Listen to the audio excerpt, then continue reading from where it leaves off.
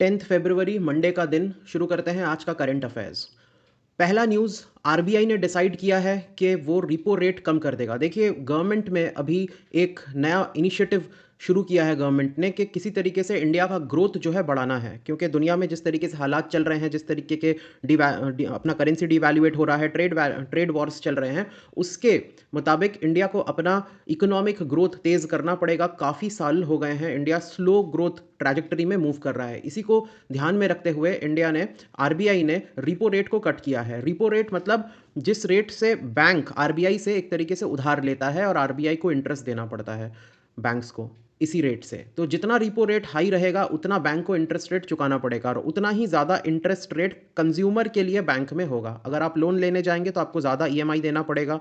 अगर आप पैसे भी रखोगे बैंक में तो आपको ज़्यादा इंटरेस्ट मिलेगा। तो उसी बेसिस पे अगर आपको इकोनॉमी को स्लो डाउन करना है, इन्फ्लेशन को रोकना है, तो आप रिपो रेट बढ़ा देते हो। अगर आपको इन्फ्लेशन आपका ठीक है और इकोनॉमी को अब आपको ग्रो करना है तो आप रिपो रेट कम कर देते हो। उसी में जो मॉनेटरी पॉलिसी है, कमिटी है आरबीआई का, उसने डिसाइड किया है कि रिपो रेट को ये 6.5 से घटा के 6.25 कर देंगे 2025 में। तो इसको ये 0.25 का जो डिफरेंस आया, इसको बोलते हैं 25 बेसिस पॉइंट कम कर दिया गया है। तो पहला जो फर्स्ट रेट कट होगा ये पिछले 5 सालों में। इससे पता लगता है कि गवर्नमेंट अब मूड में आ चुकी है कि इकोनॉमी को इन्होंने बूस्ट करना है। रीज़न क्या है? रीज़न हम समझते हैं, मगर पहले देखेंगे कि ग्रोथ स्टिमुलस क्या क्या गवर्नमेंट ने दिए हैं। यूनियन बजट अगर आप लोगों ने फॉलो किया होगा तो पर्सनल इनकम टैक्स कम कर दिया गया है, टीडीएस लिमिट्स रिवाइज कर दिए गए हैं ताकि लोगों के पास अब ज़्यादा पैसा बचे उनके जेब में और उसको वो बाजार में खर्च करें। तो एक तरीके से बाजार में डिमांड भी बढ़ने वाला है और उसी लाइन में ये फैसला लिया गया कि रिपो रेट कम करो, इंटरेस्ट रेट कम करो, ताकि लोग उधार भी जल्दी ले सकें और ज़्यादा से ज़्यादा इन्वेस्टमेंट हो मार्केट में, खर्चे हो मार्केट में और डिमांड बढ़े, इकोनॉमिक ग्रोथ हो। तो lower repo rate complements the tax cut by reducing borrowing cost. आप सस्ते में चीज़ें बोरो कर सकते हो। तो ये तभी होता है जब इन्फ्लेशन कम होता है, क्योंकि जैसे अगर आप रिपो रेट कम कर दोगे, पैसे की एक तरीके से बाढ़ आ जाती है मार्केट में, मनी फ्लो बढ़ जाता है। मनी फ्लो बढ़ने से इन्फ्लेशन बढ़ने का खतरा होता है। तो ये तभी करती है गवर्नमेंट जब इन्फ्लेशन थोड़ा काबू में आ जाता है। तो जो कंज्यूमर प्राइस इंडेक्स का इन्फ्लेशन है वो 5.22% देखा गया दिसंबर 2024 में, जो 4 महीनों में सबसे कम था। नवंबर में 5.48 था। तो इस वजह से आरबीआई को लगा कि अब हमें मॉनेटरी ईजिंग करनी पड़ेगी, अब हमें रिपो रेट करने का सही टाइम आ गया है। गवर्नमेंट ने आरबीआई ने 1.5 ट्रिलियन डॉलर्स भी मार्केट में इंजेक्ट करे हैं ताकि लिक्विडिटी बढ़ सके मार्केट में, और इसी लाइन में रिपो रेट को भी कट किया गया है ताकि लोअर इंटरेस्ट रेट हो और उधार लोग आराम से ले सकें। ये इसका कारण और भी है कि ग्लोबल इकोनॉमिक अनसर्टेनिटी है और करेंसी वीकनेस देखा जा रहा है। डोनाल्ड ट्रंप ने जो शुरू किया है उससे यूएस का डॉलर का तो कीमत बढ़ रहा है और उसके मुकाबले बाकी जो करेंसीज हैं उनका कीमत कम से कम होता जा रहा है। तो यूएस ने टैरिफ लगाया है कनाडा पे, मेक्सिको पे और चाइना पे, जो एक ट्रेड वॉर शुरू कर सकता है। रूपी भी इस चक्कर में वीक हो गया है, 87.29 हो गया है डॉलर के मुकाबले, जो कि हमारा इंपोर्ट कॉस्ट बहुत ज़्यादा बढ़ा देगा, स्पेशली जो क्रूड ऑयल इंपोर्ट करते हैं हम, और इन्फ्लेशन का खतरा उससे आ सकता है। तो रेट कट जो है वो इंडिया में एक तरीके से इकोनॉमिक बूस्ट लाएगा, इंडिया में इन्वेस्टमेंट लाएगा। फॉरेन की कंपनीज भी जब देखेंगी कि इंडिया में लोग खर्चे कर रहे हैं तो यहाँ पे इन्वेस्ट करने का सोच सकते हैं। तो ये कुशन करेगा जो एक्सटर्नल शॉक्स हमें मिल रहे हैं और हमारा डोमेस्टिक ग्रोथ हमें बढ़कर देखने को मिलेगा। तो रिपो रेट को क्या, इसको थोड़ा समझने की कोशिश करते हैं। रिपो रेट क्या है? ये इंटरेस्ट रेट है जो बैंक्स चुकाती है आरबीआई को जब वो आरबीआई से पैसा उधार लेती है। आरबीआई से पैसा उधार लेती है, बदले में सिक्योरिटीज जमा करती है। अब ये सिक्योरिटीज क्या है, वो इकोनॉमिक्स का टॉपिक है। सिक्योरिटीज, गवर्नमेंट सिक्योरिटी, जीसेक बोलते हैं इसको, गवर्नमेंट की सिक्योरिटीज जमा करती हैं और पैसे उधार लेती हैं, और जब काम हो जाता है तो पैसा सिक्योरिटीज अपनी वापस खरीद लेती हैं और पैसा लौटा देती हैं। तो कितना ब्याज पड़ेगा कॉमर्शियल बैंक्स पे, उसी को बोलते हैं रिपो रेट। तो बैंक जो है वो सिक्योरिटीज रखती हैं कोलैटरल के तौर पे, बाद में बैंक को खरीदना पड़ता है वो सिक्योरिटीज और बड़े दाम पे इंटरेस्ट चुका के, उसी इंटरेस्ट को रिपो रेट बोलते हैं। तो यहाँ पे अगर हम देखें कि अगर रिपो रेट हाई होता है तो लोन लेना एक्सपेंसिव हो जाता है और लोग कम बोरो करते हैं, कम खर्चा करते हैं। और वहीं पे अगर आप लोअर रिपो रेट कर दोगे तो लोन लेना आसान हो जाता है, चीपर हो जाता है, तो लोग ज़्यादा बोरो करते हैं और खर्चे भी ज़्यादा करते हैं। रोल क्या है इसका मॉनेटरी पॉलिसी में? ये मनी सप्लाई को रेगुलेट करता है कि अगर रेपो रेट बढ़ेगा तो कोई लोन वोन लेगा नहीं, मनी सप्लाई एक तरीके से रुक जाएगा। जो टैप है, जो फ्लड की तरह जो पैसा बह रहा था मार्केट में, उस पे एक टैप लग जाएगा, कंट्रोल हो जाएगा। इन रेपो रेट बढ़ाने से इन्फ्लेशन भी कम हो जाता है, क्योंकि अगर मनी सप्लाई रुक जाएगा तो इन्फ्लेशन कम हो जाएगा, पर इकोनॉमिक ग्रोथ भी रुक जाता है। और जब रेपो रेट कम कर देते हो तो इकोनॉमिक ग्रोथ भी बढ़ता है, उसके साथ साथ इन्फ्लेशन भी बढ़ता है और मनी सप्लाई भी बढ़ता है। ठीक है, तो अगर इन्फ्लेशन आपका कम है तभी आप रेपो रेट कम करते हो और इकोनॉमिक ग्रोथ बढ़ाते हो, और उससे इन्फ्लेशन जितना भी थोड़ा बहुत होगा आप झेल सकते हो उसको। तो इम्पैक्ट और क्या होगा? Boosting economic growth, lower borrowing cost अगर होगा तो बिजनेसेस सस्ते में लोन ले पाएंगी और उससे अपना इन्वेस्टमेंट भी कर पाएंगी, अपने कंपनीज को एक्सपैंड कर पाएंगी, एक्सपैंड कर सकती हैं, इन्वेस्ट कर सकती हैं और उससे नए जॉब्स तैयार होंगे। अगर आप ईएमआई पे लोन वगैरह लेते हो तो ईएमआई का जो कॉस्ट है वो भी कम हो जाएगा, तो कंज्यूमर स्पेंडिंग भी बढ़ने लगता है इससे। और फाइनेंशियल मार्केट में इसका असर होगा, क्योंकि पहले अगर इंटरेस्ट रेट ज़्यादा था तो लोग एफडी वगैरह कर लेते थे, क्योंकि वहाँ पे इंटरेस्ट रेट ज़्यादा मिल रहा है। जैसे ये कम हो गया, एफडी के रेट्स भी कम हो जाएंगे, तो लोग क्या है दूसरी तरफ अपना पैसा लगाएंगे, बैंक्स में ना लगा के वो स्टॉक्स की तरफ जाएंगे, म्यूचुअल फंड्स की तरफ जाएंगे, रियल एस्टेट की तरफ जाएंगे। उससे क्या है, इकोनॉमी में एक बूस्ट आ सकता है। Export competitiveness versus inflation risk अगर हम देखें तो रूपी तो वीक होता जा रहा है, रूपी वीक होगा तो एक्सपोर्ट इंप्रूव होगा, बट इंपोर्ट हम लोग का कॉस्ट काफ़ी बढ़ जाएगा। और higher spending could increase inflation, अगर हम अभी कम कर देंगे रिपो रेट जो कि कर रहे हैं, उससे हायर स्पेंडिंग होता है, मनी फ्लो बढ़ता है और उससे इन्फ्लेशन बढ़ता है। तो अभी हम 5 पॉइंट कुछ परसेंट है और हमारा जो मैक्सिमम लिमिट है वो 4 हमारा आइडियल कंडीशन है, +-2 हम जा सकते हैं, मतलब +2 मतलब 6% तक हम ही मैक्सिमम जा सकते हैं। तो बैकग्राउंड क्या है इन्फ्लेशन टारगेटिंग का, इसको भी थोड़ा समझ लेते हैं। सबसे पहले इस पे बात की थी 1982-85 में चक्रवर्ती कमेटी ने, सुखमय चक्रवर्ती ने की कमेटी थी जिसको बनाया था उस वक्त के आरबीआई गवर्नर मनमोहन सिंह ने, और उन्होंने ये कहा था सुखमय चक्रवर्ती कमेटी ने कि 4% WPI inflation wholesale price index inflation पे हमें चीज़ों को रोकना पड़ेगा, that is the optimal level. तो और मॉनिटरी टारगेटिंग करना पड़ेगा, मतलब मॉनिटरी पॉलिसीज से हमें ये रिपो रेट वगैरह लगा के हमें इन चीज़ों को रोकना पड़ेगा। ठीक है, मॉनिटरी टारगेटिंग जो आरबीआई का काम है। इसके कई कई सालों बाद उर्जित पटेल की जो कमेटी बनी थी उसने भी यही कहा था कि उसने एक तरीके से फॉर्मलाइज कर दिया कि इन्फ्लेशन टारगेटिंग को फॉर्मलाइज कर दिया, 4% आइडियल है और +-2% का विंडो दे दिया, एक फ्लक्चुएशन करने का थोड़ा ढील दे दिया। और इसके बाद से 2016 में इन्फ्लेशन टारगेटिंग इंडिया ने ऑफिशियली अडॉप्ट कर लिया। उसके बाद से आप समझ सकते हो कि आरबीआई का जो प्राइमरी काम हो गया है वो इन्फ्लेशन को टारगेट करना ही हो गया है। ठीक है, ग्लोबल प्रैक्टिसेस के साथ। नेक्स्ट न्यूज़ अगर हम देखें तो दैट इज क्लाइमेट चेंज को लेके इंडिया का नज़रिया थोड़ा बदल गया है, इंडिया का शिफ्ट हो गया है क्लाइमेट पॉलिसी में। पहले हम मिटिगेशन की बात करते थे, मिटिगेशन मतलब है हम क्या करें कि क्लाइमेट चेंज ना हो। ठीक है, क्या करें हम कि टेम्परेचर ना बढ़े, फ्लड्स ना आए, ड्राउट ना आए, क्या करें हम? पेट्रोल को और साफ़ कर दें और ज़्यादा साइलेंसर में स्क्रबर लगा दें, आप फॉसिल फ्यूल से नॉन फॉसिल रिन्यूएबल की तरफ आ जाओ, ऐसा क्या करें कि टेम्परेचर ना बढ़े? अब भारत को पता लग गया है कि अमेरिका इसका साथ नहीं देगा, जो क्लाइमेट चेंज है, दुनिया जो बड़े अमीर देश हैं वो अपने अपने जो रिस्पॉन्सिबिलिटीज़ हैं उससे भाग रहे हैं, तो भैया क्लाइमेट चेंज तो हम रोक नहीं पाएंगे, क्लाइमेट चेंज होगा, क्लाइमेट चेंज होगा। अब हमारा फोकस हो गया है अडैप्शन के ऊपर, मतलब क्लाइमेट चेंज तो होगा पर अब हम उस बढ़े हुए टेम्परेचर को कैसे डील करें, उसको अडैप्शन बोलते हैं। पहले हमारा फोकस था मिटिगेशन, अब हमारा फोकस हो गया है अडैप्शन। तो इसमें क्या क्या है थोड़ा सा इसको समझने की कोशिश करते हैं। India's climate policy shift. India is prioritizing climate adaptation over mitigation due to concern over global inaction. पूरे दुनिया में इसको लेके एक लोगों के मन में people are not very positive, और बड़े देश जो हैं वो अपने अपने हाथ खींच रहे हैं। जो COP29 हुआ था अजरबैजान में, ये नवंबर में हुआ 2024 में, बाकू में, अजरबैजान देश बाकू सिटी में, वहाँ पे जो अमीर देश हैं उन्होंने फाइनेंशियल कमिटमेंट में बहुत वीकनेस दिखाई। जो तो इसलिए इंडिया ने भी अपने धीरे धीरे हाथ खींचना शुरू कर दिया। जो हम 2025 का जो नेशनली डिटरमाइंड कंट्रीब्यूशन में हमारा जो काम है वो हम देर से अब सबमिट कर रहे हैं। India is likely delaying it's 2035 nationally determined contribution submission. ये इंडिया ने खुद अपने आप को टारगेट दिया था, एनडीसी बोलते हैं इसको, कि हम ये काम करने वाले हैं ताकि फ्यूचर में क्लाइमेट चेंज ना हो। मिटिगेशन के लिए काम कर रहे थे, तो इसका जो रिपोर्ट सबमिशन है वो इंडिया ने डिले कर दिया है। रीज़न क्या है ये सब करने का कि ग्लोबल क्लाइमेट कमिटमेंट जो है वो कम है, ग्लोबली लोग उतना ज़्यादा इसमें इंटरेस्ट नहीं दिखा रहे हैं। World is of track, world जो है अपना ऑफ ट्रैक हो गई है इससे। जो ग्रीन हाउस गैस एमिशन की बात कर रहे थे कि हम रिड्यूस करेंगे, जो प्रेजेंट लेवल है 2030 तक हम 42% कम कर देंगे और 2035 तक हम 57% कम कर देंगे, उससे हम काफ़ी इस टारगेट से दूर हैं। अमीर देशों ने बोला था कि 2035 तक जो पैसा वो लोग लगाएंगे एनुअली वो $1 ट्रिलियन लगाएंगे, बट देखा जा रहा है कि ये जो देश है सिर्फ $300 बिलियन ही जमा कर पा रहे हैं हर साल। उससे ज़्यादा ये लोग देना भी नहीं चाहते, इनका इंटरेस्ट भी नहीं है। यूएस ने भी हाथ खींच लिए 2025 पेरिस एग्रीमेंट से। ये डोनाल्ड ट्रंप ने पहले भी किया था और अब भी ये कर रहा है। तो यूएस तो अब इसमें नहीं होने वाला। तो यूएस नहीं होगा तो वैसे ही आधी दुनिया बाहर चली गई है। तो वीकेंड ग्लोबल क्लाइमेट मोमेंटम, जो पूरा मोमेंटम था वो वीक हो गया। तो इंडिया ने भी धीरे धीरे अपने हाथ खींचना शुरू कर दिया है कि मिटिगेशन तो अब हो नहीं पाएगा, अडेप्शन ही करते हैं। तो इमीडिएट, तो इसमें बेनिफिट क्या होगा अडेप्शन में, कि लोकल बेनिफिट होने वाला है, कि लोकली जहाँ पे जैसी रिक्वायरमेंट है वैसी हम पूरी करेंगे। Adaptation provides immediate and localised benefit. कहीं पे बारिश नहीं हो रही है तो वहाँ पे बारिश का जुगाड़ करो, पानी जमा करने का जुगाड़ करो।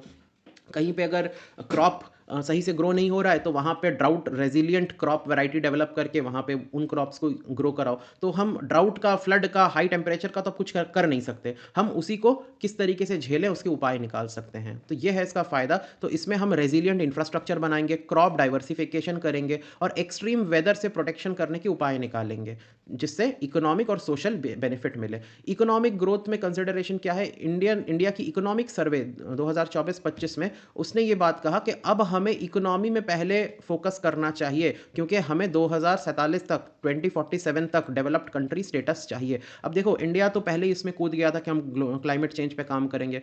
दूसरी तरफ चाइना था, चाइना ने इस पर कोई काम नहीं किया। चाइना ने अपने डेवलपमेंट में काम किया, अमीर देश बनने की तरफ काम किया। आज जब उसके पास पैसा आ गया है, उसने सारे क्लाइमेट की जो प्रॉब्लम्स थे, इश्यूज थे, सॉल्व कर दिए हैं। ये चीज़ तो चाइना से हमें सीखने लायक है। बीजिंग एक वक्त बहुत पॉल्यूटेड सिटी था, आज बीजिंग बहुत साफ सिटी है।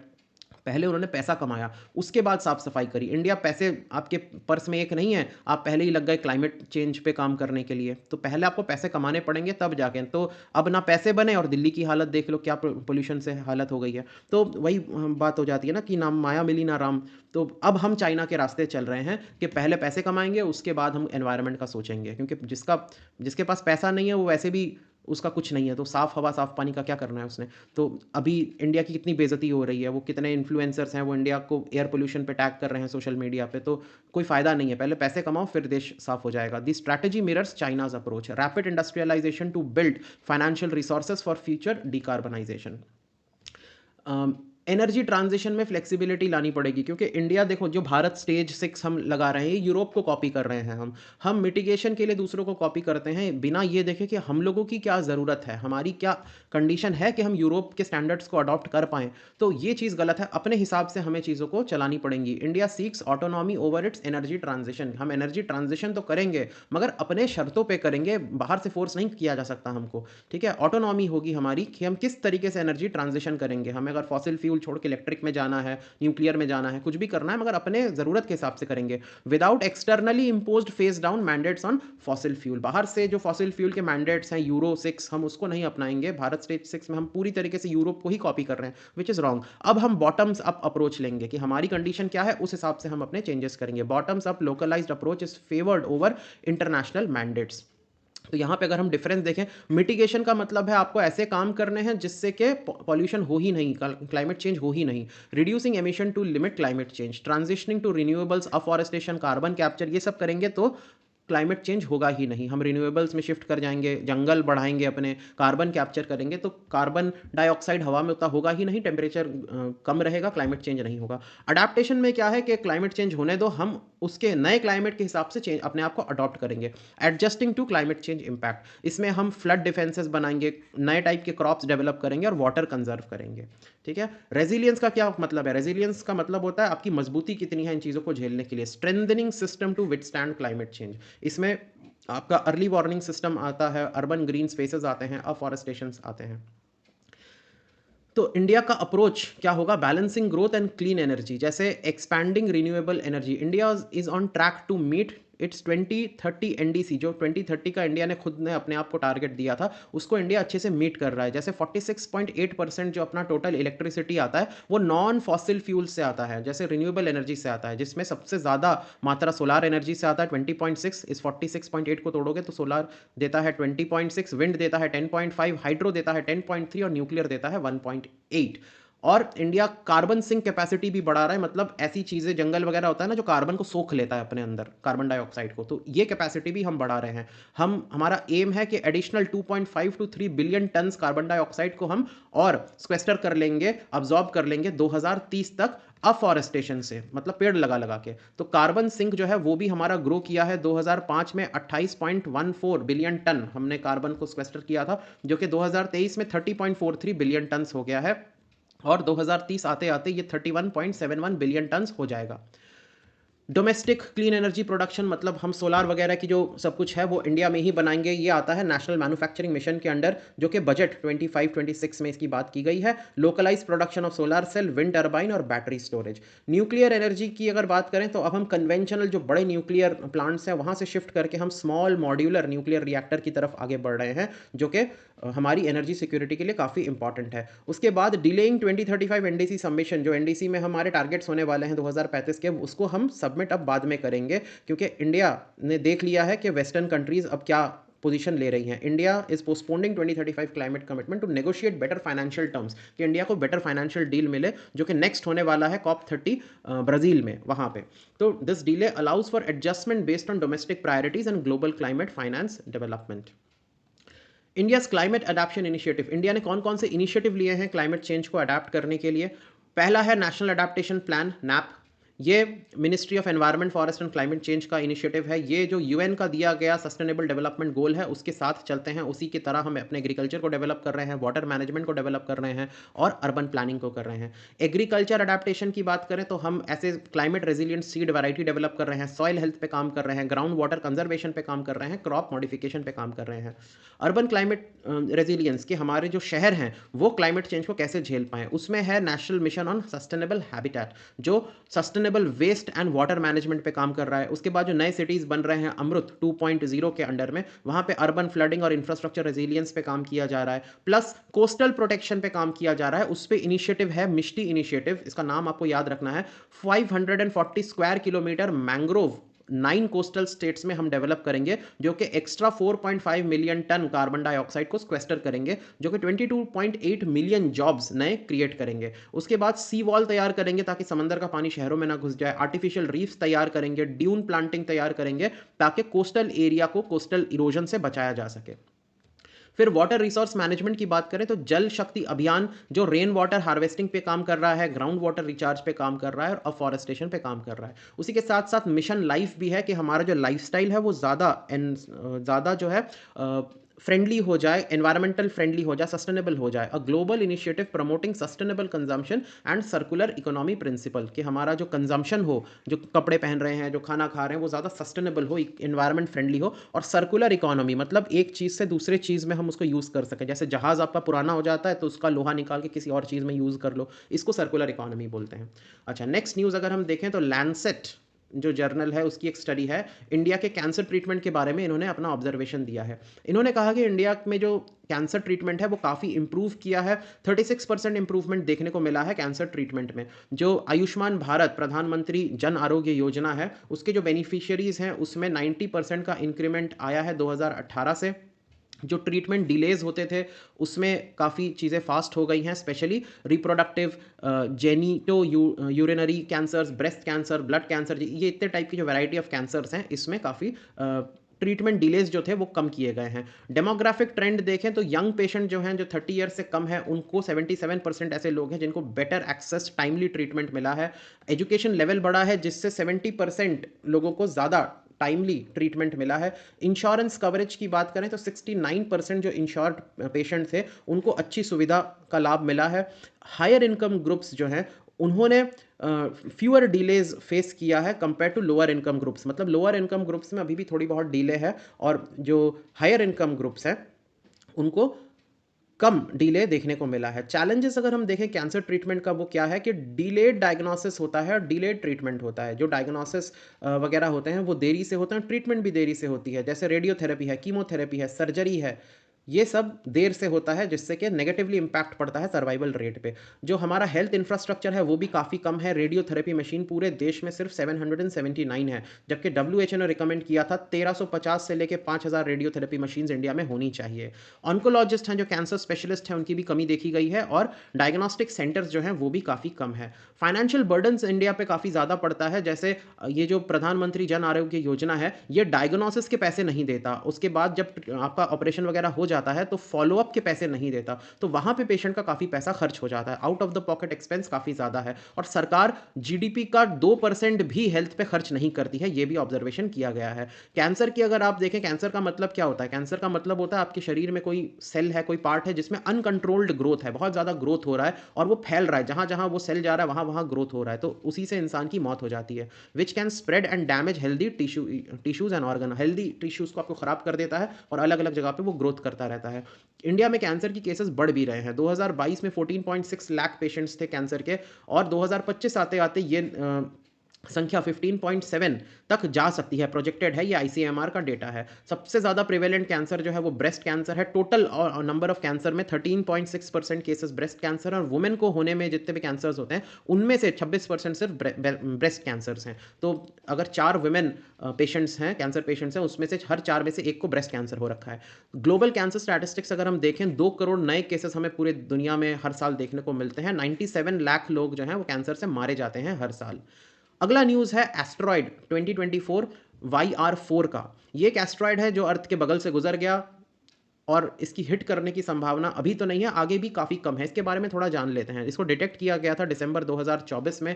ये 8 लाख किलोमीटर दूर से पास किया और इसको आप अप्रैल 2025 तक देख सकते हो। 2028 में ये वापस दिखाई देगा। इसकी जो इम्पैक्ट प्रोबेबिलिटी है वो 1% की तरह है और जो जब ये 2032 में दोबारा दिखेगा तो 1% ही इसके इम्पैक्ट करने के चांसेस हैं। तो जो टोरिनो स्केल ऑफ क्लासिफिकेशन है उसमें इसको लेवल 3 दिया गया है। टोरिनो स्केल क्या है उसको नेक्स्ट में हम समझेंगे। अगर एनर्जी ये हिट करता है तो ये 8 से 10 मेगाटन एनर्जी रिलीज करेगा, जो कि काफ़ी ज़्यादा होता है। अगर आप कंपेयर करेंगे तो 2013 में एक मीटियोर अर्थ में गिरा था रशिया में, चेलियाबिंस्क, साइबेरिया में ये जगह है जहाँ पे ये मेटियोर गिरा था जिसने 500 किलो टन एनर्जी रिलीज किया था। ये 30 गुना एनर्जी है ज़्यादा हिरोशिमा बॉम्ब से। टोरिनो स्केल की अगर बात करें तो इंटरनेशनल एस्ट्रोनॉमिकल यूनिट 1999 में ये स्केल बनाया था। इसमें 0 से लेकर 10 तक हम एस्ट्रॉयड के इम्पैक्ट को मेजर करते हैं, मतलब कितना इम्पैक्ट, कितना ये हिट करने का चांस है, प्लस अगर हिट किया तो कितना इसका सीवियरिटी होगा, कितना डैमेज करेगा। इन दोनों मेजरमेंट्स को मिला के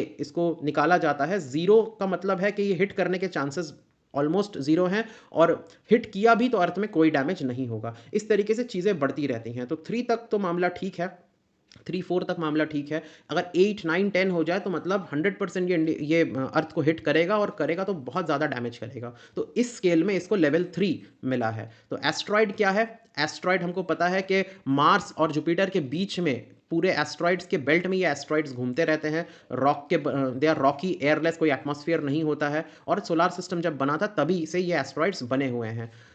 तो एस्ट्रॉयड प्राइमरीली ये एस्ट्रॉयड बेल्ट में लोकेटेड होते हैं और इनके साइज जो है वो कुछ मीटर से लेके कुछ किलोमीटर, हंड्रेड्स ऑफ किलोमीटर्स तक हो सकते हैं। अगर आप एस्ट्रॉयड्स के टाइप देखें तो मेन एस्ट्रॉयड बेल्ट में आपको एस्ट्रॉयड मिलेंगे जो मार्स और जुपिटर के बीच में होता है। कुछ ट्रोजान्स भी होते हैं। ट्रोजान्स मतलब जैसे आपने आदित्य L1 के बारे में पढ़ा था ना, लैग्रेंज पॉइंट 1 में है, उसी तरीके से जुपिटर का भी अपना लैग्रेंज पॉइंट है। जैसे जुपिटर अगर ये है और सन अगर ये है तो जुपिटर का एक लैग्रेंज पॉइंट यहाँ पे होगा 4 और एक यहाँ पे होगा 5, जहाँ पे ये इक्विलैटरल ट्रायंगल बनाते हैं। तो यहाँ पे कुछ एस्ट्रॉइड्स फंसे रहते हैं इन दो एरिया पे, जो जुपिटर के साथ साथ लेफ्ट और राइट में घूमते रहते हैं उसी के ऑर्बिट में। इनको ट्रोजान एस्ट्रॉइड्स बोलते हैं। ठीक है, तो ये कुछ एस्ट्रॉइड्स होते हैं और नियर अर्थ एस्ट्रॉइड्स होते हैं वो एस्ट्रॉइड्स जो अर्थ को क्रॉस करती रहती हैं, अर्थ के पास से गुजरती रहती हैं, अर्थ के ऑर्बिट को क्रॉस करती रहती हैं। इनको अर्थ क्रॉसर्स भी बोलते हैं। तो फ्रीक्वेंसी क्या है? Frequency of asteroid collision, small asteroid अगर अर्थ में घुस जाए तो वो खुद ही जल के खत्म हो जाता है। लार्जर एस्ट्रॉइड्स हिट कर सकते हैं और मेजर डिस्ट्रक्शन कॉज कर सकते हैं। ग्लोबल स्केल की बात करें तो 66 मिलियन ईयर्स पहले चिक्सुलप इम्पैक्ट हुआ था मेक्सिको में, जिसने सारे डायनासोर्स को मार दिया था। और इस टाइप का कोलिजन हर 260 मिलियन साल में अर्थ में होता रहता है। तो मतलब अभी 200 मिलियन ईयर्स और हैं इस टाइप के कैटास्ट्रॉफी होने के लिए। अगर आप इनिशिएटिव्स की बात करें तो नासा ने इस टाइप के मैकेनिज्म्स डेवलप किए हैं जिससे कि इन एस्ट्रॉइड्स को डाइवर्ट किया जा सके। जैसे नासा का डार्ट मिशन है, 2022 में उसने ये मिशन चलाया था। एस्ट्रॉइड था डाइमॉर्फस। इस एस्ट्रॉइड को अपने ऑर्बिट से इसने हिला दिया था, अपने पाथ से डिविएट कर दिया था, जिससे पता चला कि ना अभी अर्थ में लोगों के पास इतनी कैपेसिटी है कि वो अर्थ में जितने भी एस्ट्रॉइड्स आ रहे हैं उनको डिविएट कर सकते हैं। तो ये इनिशिएटिव जैसे डबल एस्ट्रॉयड रीडायरेक्शन टेस्ट, इसका फुल फॉर्म है डार्ट मिशन का, उसी तरीके से ईएसए यूरोपियन स्पेस एजेंसी का हेरा मिशन है, और इंडिया का इससे मिलता जुलता एक मिशन है जिसको नेत्रा प्रोजेक्ट बोलते हैं, जो नियर अर्थ और ऑब्जेक्ट्स जो है उनको ट्रैक करता है, स्पेस डेब्रीज को ट्रैक करता है अर्थ में। अगला न्यूज़ अगर हम देखें तो दैट इज साहित्य अकादमी अवार्ड 2024 का 22 विनर्स को अनाउंस कर दिया गया है। टोटल 24 करते हैं, 2 बचे हुए हैं बंगाली और उर्दू लैंग्वेज के। अगर आप साहित्य अकादमी अवार्ड को देखें तो ये लिटरेरी वर्क को रिकॉग्नाइज करता है, नोवेल्स, पोएट्री, एसेज और प्लेज, इन चारों चीज़ों को रिकॉग्नाइज करता है। सेकंड हाईएस्ट लिटरेरी ऑनर है इंडिया में ज्ञानपीठ अवार्ड के बाद। 1954 में शुरुआत की गई थी as an autonomous body under ministry of culture. Eligibility criteria है कि 22 लैंग्वेजेस में जो 8th शेड्यूल में है इंडियन कॉन्स्टिट्यूशन में, उन लैंग्वेजेस के लिटरेरी वर्क को सम्मान दिया जाएगा, प्लस 2 और हैं इंग्लिश और राजस्थानी जो कि इन 8th शेड्यूल में नहीं है। तो टोटल 24 लैंग्वेज के काम को इसमें जगह मिलती है। और ट्रांसलेशन जो है इंडियन लिटरेरी वर्क का वो भी एलिजिबल है, कि किसी ने किसी और भाषा में ट्रांसलेट कर दिया किसी इंडियन वर्क को तो वो भी एलिजिबल हैं। ऑथर का इंडियन होना ज़रूरी है। बाकी जो इसमें अवार्ड दिए जाते हैं वो है बाल साहित्य पुरस्कार जो बच्चों के लिटरेचर को सेलिब्रेट करता है, युवा पुरस्कार जो यंग राइटर्स जो 35 साल के कम उम्र के हैं उनको अवार्ड सम्मानित करता है। दूसरे अगर इनिशिएटिव्स देखें तो ग्राम लोक है जो राइटर्स जो रिमोट एरिया से आए हैं, रूरल एरिया से आए हैं, उनको सम्मानित करता है। और दलित चेतना अवार्ड है जो कि दलित राइटर्स को सम्मानित करता है। अगला न्यूज़ यूएस से है। यूएस ने अडॉप्ट कर लिया है beggar thy policy, neighbourhood policy, neighbour policy, कि अपने पड़ोसियों को गरीब कर दो, इतना ज़्यादा अपने इकोनॉमिक रूल्स बना दो, टैरिफ के रूल्स बना दो, इंपोर्ट एक्सपोर्ट के रूल्स बना दो कि आपके जो नेबर्स हैं वो बेचारे गरीब हो जाएं। तो यूएस ने टैरिफ इंपोर्ट पे टैरिफ लगाना शुरू कर दिया है। जैसे the US impose tariff on imports from China, Canada, Mexico under beggar Dai neighbourhood policy. तो इसमें क्या है कि ये अपने डोमेस्टिक इंडस्ट्रीज को प्रोटेक्ट कर रहे हैं, पर ये ट्रेड कॉन्फ्लिक्ट्स भी शुरू कर सकता है। इसमें 3 मेन चीज़ें होती हैं। क्या है कि ये पहले ट्रेड बैरियर्स लगाएगा, बाहर से कोई सामान आ रहा है तो उस पर आप टैरिफ लगा दो ताकि बाहर से सामान आना बंद हो जाए। उसके बाद अपने करेंसी को डिवैल्यू कर दो ताकि आपका सामान जो है वो सस्ता हो जाए और बाहर वाले आपका सामान खरीदे। तो इससे आपका इंपोर्ट रुक गया, इससे आपका एक्सपोर्ट बढ़ गया। और सब्सिडीज़ दो खुद के इंडस्ट्री को ताकि वो ज़्यादा से ज़्यादा माल बनाए, जितना ज़्यादा माल बनाएंगे उतना आपका एक्सपोर्ट बढ़ेगा। तो ये 3 चीज़ें होती हैं जिससे जो कि कंपोनेंट होती हैं बेगर दाई नेबर पॉलिसी का। तो इसका ऑब्जेक्टिव होता है किसी भी देश की इकोनॉमिक कंडीशन को इंप्रूव करना बाकियों को गरीब करके। ठीक है, ये आज का नहीं है, बहुत पुराना कॉन्सेप्ट है। एडम स्मिथ 1776 में वेल्थ ऑफ नेशंस जिन्होंने बुक लिखी थी, जिसने एक तरीके से मॉडर्न इकोनॉमिक्स की शुरुआत की थी, तो इस बुक में इसका जिक्र करा था। इसको मर्केंटलिज्म भी कहते हैं, जैसे ईस्ट इंडिया कंपनी जो इंडिया के साथ करती थी, इसको मर्केंटलिज्म बोलते हैं कि एक देश में कब्जा कर लो और उसकी पॉलिसीज आप डिज़ाइन करो इस तरीके से ताकि उस देश का नुकसान हो जाए और आपका ग्रोथ हो। तो एडम स्मिथ ने आर्ग्यू किया था कि इस टाइप की पॉलिसीज जो हैं वो दूसरे नेशन के लिए काफ़ी हानिकारक हैं और आपके लिए काफ़ी अच्छा है। और उसने इसके अगेंस्ट में कहा था कि फ्री ट्रेड होना चाहिए ताकि दोनों को बेनिफिट मिले। बट नॉर्मल मर्केंटलिज्म में आप अपना ही फायदा करते हो और दूसरे का नुकसान करते हो। फेवर में अगर आप बोलना चाहो तो इसमें क्या है कि आपकी खुद की इंडस्ट्रीज बूस्ट होती हैं, आपकी खुद की इंडस्ट्रीज में ग्रोथ आती है, लोकल जॉब्स आपके बढ़ते हैं और करेंसी डिवैल्यू करने से आपका एक्सपोर्ट भी बढ़ता है। तो आपका जो ट्रेड में जो डेफिसिट था वो कम होता है, ट्रेड सरप्लस में होने लगता है। नेगेटिव क्या है कि ये बाकी देश भी अपना टैरिफ बढ़ा के ट्रेड वॉर शुरू कर सकते हैं। जैसे इंडिया ब्रिटिश टाइम में नहीं कर पाता था क्योंकि ब्रिटिशर्स के हाथ में हमारी ट्रेड पॉलिसीज थी। तो इंडिया का माल हम ब्रिटेन में नहीं भेज सकते थे, मगर ब्रिटेन का माल हम ले सकते थे क्योंकि हमारे पॉलिसीज वो लोग बना रहे थे। इसी तरीके से वो इंडिया को लूटते थे। Decline in global trade and investment, historically such policies worsen Great Depression in 1929 and 39। जो ग्रेट डिप्रेशन हुआ था उसमें और ज़्यादा आग में घी का काम किया था इस टाइप की पॉलिसीज़ ने, जिससे क्या हुआ, बिल्कुल ग्लोबल ट्रेड जो है वो डिक्लाइन हो गया, इन्वेस्टमेंट्स डिक्लाइन हो गए। कंज्यूमर को काफ़ी नुकसान होता है क्योंकि हायर टैरिफ मतलब हायर प्राइसेस। काफ़ी चीज़ें हैं, जैसे इंडिया पेट्रोलियम पे टैरिफ नहीं लगा सकता, लगाएगा तो उसका पैसा तो इंडियंस को ही देना है ना, तो हमको महंगा पड़ जाएगा, पब्लिक को महंगा पड़ जाएगा। तो highlights higher tariff means higher price due to reduced foreign competition. Alternative क्या है इसका, फ्री ट्रेड अप्रोच है कि दोनों ही यूनिलैटरली फ्री ट्रेड रखें, दोनों ही जीरो ट्रेड एक तरीके से टैरिफ रखें ताकि फ्री तरीके से ट्रेड हो सके। उससे कंपटीशन बढ़ेगा, प्राइसेस लोअर हो जाएंगे और बेनिफिट मिलेगा कंज्यूमर को इन द लॉन्ग रन। अगला न्यूज़ है शरत वर्जन 2, जो कि एक जैसे समंदर में कोई प्लेन क्रैश हो जाता है या लोग खो जाते हैं समंदर में, तो समंदर में इतना बड़ा समंदर है, अगर बीच समंदर में कोई गिर गया, कोई खो गया, तो उसको कैसे ढूंढोगे आप? उसको ढूंढना ऑलमोस्ट इम्पॉसिबल है। ना वो आदमी हेल्प मांग सकता है, ना आप उसको कहीं से पे ढूंढ सकते हो। तो उसी को वही प्रॉब्लम सॉल्व करने के लिए शरत वर्जन 2 बनाया गया है। ये मिनिस्ट्री ऑफ अर्थ साइंसेस का प्रोजेक्ट है। शरत का फुल फॉर्म है search and rescue aid tool version 2। तो वर्जन 1 भी था, ये वर्जन 2 है। इसको डिजाइन किया गया है ताकि सर्च एंड रेस्क्यू ऑपरेशन किया जा सके इंडियन ओशन रीजन में। तो अब क्या है कि ये ज़्यादा एक्यूरेट होगा, ज़्यादा प्रिसाइजली ट्रैक करेगा, क्योंकि अब इम्प्रूव्ड ग्राफिकल रिप्रेजेंटेशन होगा, जो विजुअल डेटा है वो ज़्यादा है। उसके बाद कोई भी चीज़ समंदर में गिरता है तो वो कहाँ जाएगा, कहाँ लोकेट उसको कर सकते हैं, उसका काफ़ी ज़्यादा इम्पैक्ट होता है सरफेस करंट पे और विंड प्रेडिक्शन पे कि हवाएं कैसी चल रही हैं और ओशन का सरफेस करंट कैसा है। तो अब जो नया वाला वर्जन है ये बेटर तरीके से एनालाइज कर सकता है सरफेस करंट को और विंड फ्लो को प्रेडिक्ट कर सकता है एक्यूरेटली। ये satellite based distress alert system होगा जो बहुत सारी चीज़ों को ढूंढेगा, जिसमें वेसल्स हो सकते हैं, एयरक्राफ्ट हो सकते हैं और इंडिविजुअल्स भी हो सकते हैं। तो इसको डेवलप किया था इनकॉइस ने। इनकॉइस के बारे में हम बाद में पढ़ेंगे, मेक इन इंडिया स्कीम के अंडर। तो 60 डिफरेंट ऑब्जेक्ट्स को ये ढूंढ सकता है, जैसे बोट्स हैं, राफ्ट्स हैं, एयरक्राफ्ट हैं, इंडिविजुअल है। 10 दिन तक का ये फोरकास्ट दे सकता है, जिसमें डेटा विंड का भी होगा, करंट का भी होगा और ड्रिफ्टिंग जो बॉयज होते हैं जो समंदर में तैरते रहते हैं वो भी काफ़ी डेटा भेज सकते हैं। इससे एक्यूरेट प्रेडिक्शन हो सकता है। यूज़र फ्रेंडली इसका इंटरफेस है। Interactive map, SMS, email alert local language में भी है, ताकि जो लोकल फिशरमैन हैं उनको हेल्प मिल सके इसमें। इनकॉइस को अगर हम देखें, इनकॉइस डिजास्टर मैनेजमेंट में काफ़ी अच्छा रोल प्ले करता है। फुल फॉर्म है Indian national centre for ocean information services, INCOIS. ये स्पेशलाइज करता है ओशन डिजास्टर मैनेजमेंट में और अर्ली वार्निंग सिस्टम में। इसको यूनेस्को की तरफ से टॉप सुनामी सर्विस प्रोवाइडर भी इसको रिकॉग्नाइज किया गया है। इसको अवार्ड मिला है सुभाष चंद्र बोस आपदा प्रबंधन पुरस्कार 2025 में इंस्टीट्यूशनल कैटेगरी में।